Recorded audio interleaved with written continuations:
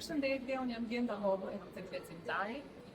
Vjesh tash periudhja e universitetit, promotori akoma më shumë se kemi dhe evente të mëdha siç është Panairi. Si të librari të reja që na ftojnë edhe të sugjeroj kështu 5 romane që mua më kanë bërë të rifaqur për të lexuar.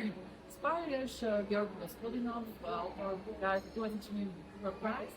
Roman natural është ndër më interesante të shkurtër, marrë një herë po jetë shumë të pak. Eu acho interessante. Dytë është Olga Tokarczuk, Entuzion. Është një ndër romanet më të mira të autorit. Se ka shumë tema të rëndësishme për kësaj kohe, ndërkohë edhe feminizmi, si gratë shihet nga prezantohen nga shqiptaria, është një roman i cili duhet lexuar më. James nga Percival Everett është një tregim shumë interesant i rrëfimeve të njohura të Mark Twainit, Huckleberry. Por i parë nga këndvështrimi i Jamesit, që është miku i tij Squall, se çfarë ka kaluar ai, është shumë origjinal, është i treguar.